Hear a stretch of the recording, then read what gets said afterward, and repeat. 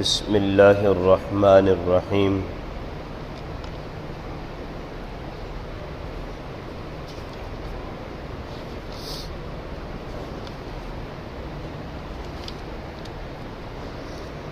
وَاتْلُ عَلَيْهِمْ نَبَأَ ابْنَيْ آدَمَ بِالْحَقِّ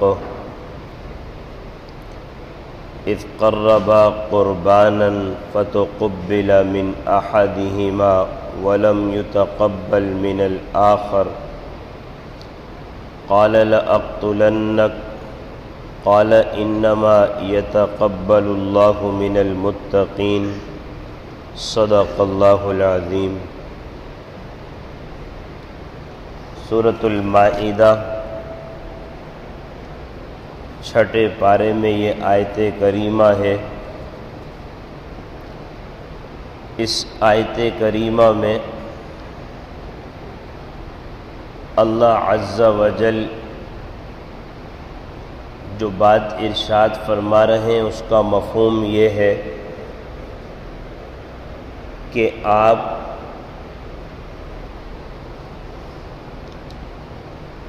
ان لوگوں پر حضرت آدم علیہ السلام کے دو بیٹوں کا جو واقعہ ہے اس کو صحیح طور پر بیان کیجیے کہ جب دونوں نے نیاز یعنی کہ قربانی پیش کی تو ان میں سے ایک کی قربانی قبول ہو گئی اور دوسرے کی قربانی قبول نہیں ہوئی، تو جس کی قربانی قبول نہیں ہوئی اس نے دوسرے سے کہا کہ میں تمہیں قتل کروں گا، تو جس کی قربانی قبول ہوئی اس نے کہا کہ بات تو در حقیقت یہ ہے کہ اللہ تعالی پرہیزگاروں کی قربانی کو قبول فرماتا ہے۔ اس آیت کریمہ میں اللہ عز و جل نے جو پہلی بات ارشاد فرمائی کہ آدم علیہ السلام کے دو بیٹے تو سبھی حضرت آدم علیہ السلام کے ہیں، لیکن یہاں پر مراد جب حضرت آدم علیہ السلام کی اولاد کی شروعات ہوئی، ابتدا کے اعتبار سے جو ان کے حقیقی بیٹے تھے وہ مراد ہے یہاں پر کہ آپ ان کا واقعہ بیان کیجئے۔ اور واقعہ کون بیان کرے؟ نبی اکرم صلی اللہ علیہ وسلم بیان کریں، اور آپ صلی اللہ علیہ وسلم واقعہ بیان کر رہے ہیں اتنا پرانا، تو معلوم یہ ہوا کہ یہ جو کچھ بھی آپ کے علم میں بات آ رہی ہے یہ اللہ کی طرف سے ہے، یہ وحی ہے، اور وحی کا تعلق نبی سے ہوتا ہے، لہذا آپ نبی برحق ہیں۔ اس زمانے کے اعتبار سے جو اللہ کے نافرمان مشرکین اور آپ کا انکار کرنے والے تھے ان کے حوالے سے یہ بات ہے کہ بھلا اتنا پرانا واقعہ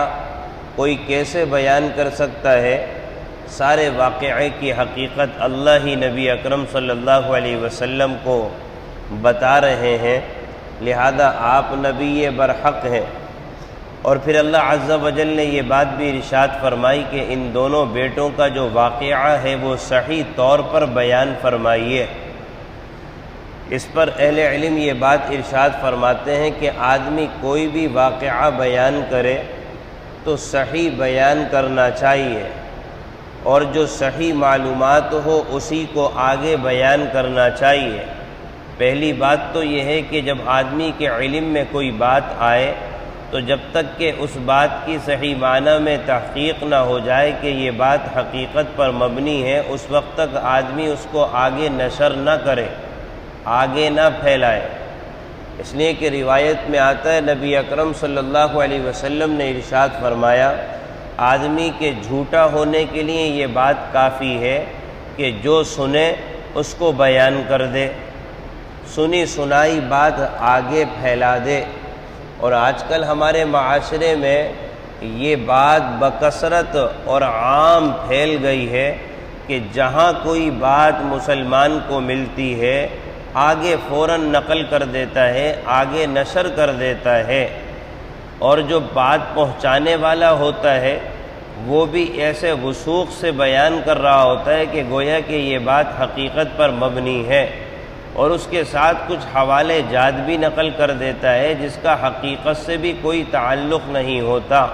اور اس کے ساتھ دو چار فضیلتیں بھی لگا دیتا ہے کہ اگر یہ 25 آدمی کو نشر کرو گے تو تمہاری روزی میں برکت ہوگی، تمہارا فلاں مسئلہ حل ہو جائے گا۔ اب پورا معاشرہ اس خبر کو پھیلاتا رہتا ہے کہ 25 آدمی کو کرو گے تو تمہاری فلاں مراد پوری ہو جائے گی۔ ایک بات تو یہ غلط، دوسرا یہ کہ آیا وہ بات حقیقت پر مبنی ہے کہ نہیں ہے، اس سے متعلق بھی کوئی مسلمان غور و فکر نہیں کرتا۔ بس بنیاد کیا ہوتی ہے کہ 25 بار نشر کرنے سے میری روزی میں اضافہ ہو جائے گا، اس بات کو مد نظر رکھتے ہوئے آگے پہنچاتا رہتا ہے، جبکہ دونوں باتیں حقیقت سے تعلق رکھتی ہی نہیں ہیں۔ ہم خود دیکھ لیں، ہم خود سمجھ لیں کہ آج کل جو سوشل میڈیا کے اوپر یہ جو بات ایک عام چل گئی ہے مسلمانوں کے درمیان، یا تو پھر آگے لکھ دے گا قول علی ہے، قول فاروق ہے، قول ابو بکر ہے۔ اب یہ قول فاروق، قول علی کون اس کو پوچھے؟ اور ہمارے پاس دین کے حوالے سے کہاں اتنا وقت ہے؟ سارا وقت تو دنیا میں صرف ہو رہا ہے کہ ہم جا کر دیکھیں کہ آیا یہ بخاری میں ہے کہ بھی نہیں ہے۔ اتنا بھی نہیں ہوتا کہ آدمی کسی اہل علم ہی سے پوچھ لے کہ بھئی یہ بات ہے، آیا آگے نشر کرنے کی ہے کہ نہیں ہے، لیکن اس کی طرف کوئی توجہ نہیں ہوتی۔ ہزاروں لوگوں کے پاس یہ بے بنیاد بات پھیلتی چلی جاتی ہے جس کا حقیقت سے کوئی تعلق نہیں ہوتا، یہاں تک کہ اس میں گھڑی ہوئی من گھڑت حدیثیں بھی ہوتی ہیں کہ حدیث بھی اپنی طرف سے گھڑ لی اور وہ بھی لوگوں کے درمیان نشر کر دی۔ اور نبی اکرم صلی اللہ علیہ وسلم نے ارشاد فرمایا ہے، جو آدمی جان بوجھ کر میرے اوپر جھوٹ باندھے اسے چاہیے کہ اپنا ٹھکانہ جہنم بنا لے۔ ہم کتنی احادیث نام پر جو کہ حقیقت میں نہیں ہوتی اور صرف نشر کرنے کا بٹن دباتے رہتے ہیں، آگے نشر کرتے رہتے ہیں، میرا عزیزو سراسر گناہ میں مبتلا ہوتے رہتے ہیں اور در حقیقت جھوٹے ثابت ہوتے ہیں۔ اس لیے کہ آپ نے فرمایا کہ آدمی کے جھوٹا ہونے کے لیے یہ بات کافی ہے، جو سنتا ہے آگے نشر کر دے، جو سنتا ہے آگے نشر کر دیتا ہے۔ تو اللہ عز و جل فرما رہے ہیں آپ صلی اللہ علیہ وسلم کو دیکھیں، جو بات ہے صحیح طور پر بیان کریں۔ لہذا ہماری بھی ذمہ داری یہ ہے کہ کوئی بھی بات ہمارے پاس آئے دین کے نام پر، ہم کیا ہے فوراً اس کے متعلق معلومات کریں کہ آیا یہ بات حقیقت پر مبنی ہے کہ نہیں ہے، یہ بات درست ہے کہ نہیں ہے۔ لیکن میرا عزیزو، اگر کوئی معاشرے میں ایسی چیز ہے جس کو کوئی پوچھنے والا نہیں ہے، جو لاوارث ہے، جس کی طرف کوئی دیکھنے والا نہیں ہے، جس کو ہم نے پس پش ڈال دیا ہے، وہ ہمارا دین ہے، وہ ہمارا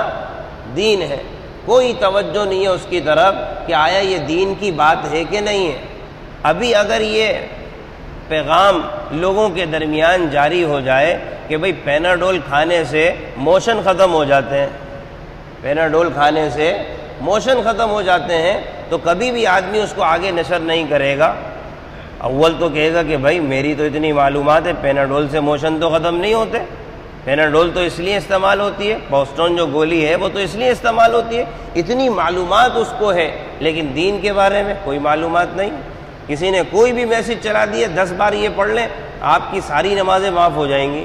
یہ نماز آپ پڑھ لیں، جتنی آپ نے قضاء عمری جو ہیں جان بوجھ کر قضا کی ہیں، یہ ساری کی ساری آپ کی معاف ہو جائیں گی۔ اور جھٹ سے جناب والا 10 آدمیوں کے درمیان وہ نشر کر دیتا ہے کہ بھئی یہ میرے پاس بڑی بہترین روایت آئی ہے، ساری زندگی نمازیں قضا کرتے رہو اور یہ ایک بڑی پتے کی نماز ہے، یہ پڑھ لو ساری نمازیں معاف ہو جائیں گی۔ نہ کسی عالم سے پوچھا، نہ کسی حدیث کی کتاب میں تلاش کیا، نہ کسی اہل علم سے معلومات کی۔ اور اگر دنیا کی بات آ جائے بھائی،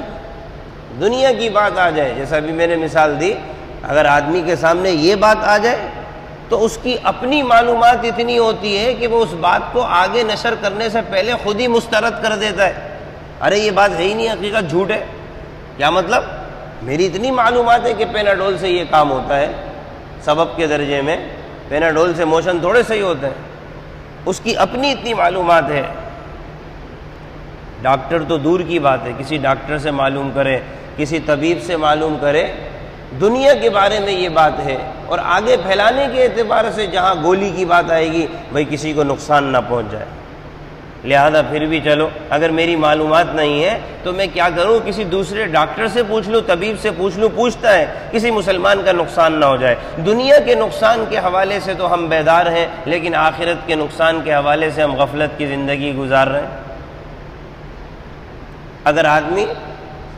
اپنی بائک پر چاول کا بورا رکھ کر لے جا رہا ہو اور چاول کا بورا جناب والا پھٹا ہوا ہو اور اس میں سے چاول گر رہے ہوں، دسیوں آدمی روک کر بولتے ہیں کہ بھائی چاول جو ہے وہ گر رہے ہیں، آپ کا مال ضائع ہو رہا ہے،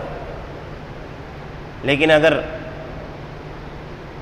یہی بائک پہ بیٹھنے والا عصر کی نماز کے وقت مسجد کے سامنے سے جا رہا ہو، کبھی روک کے بولتے ہیں کہ بھائی عصر کی نماز ہو گئی ہے، آ جائیں ذرا مسجد میں، عصر کی نماز ہو رہی ہے ذرا مسجد میں آ جائیں بھائی، ظہر کی نماز ہو رہی ہے آپ مسجد میں آ جائیں،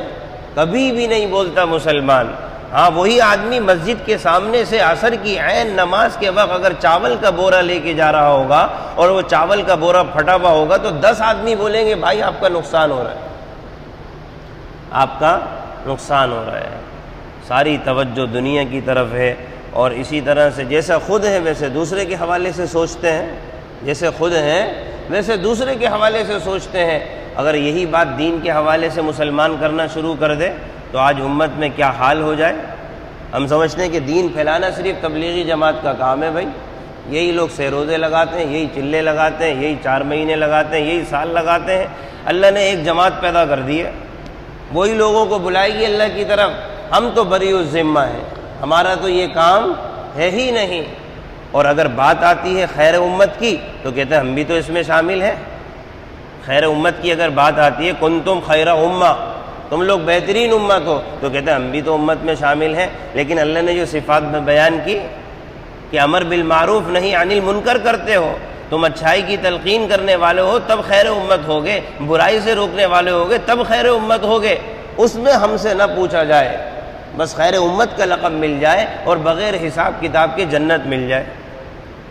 تو میرا عزیز، جہاں بھی آدمی بہرحال اصل بات کی طرف آتے ہیں کہ جو بھی واقعہ بیان کرے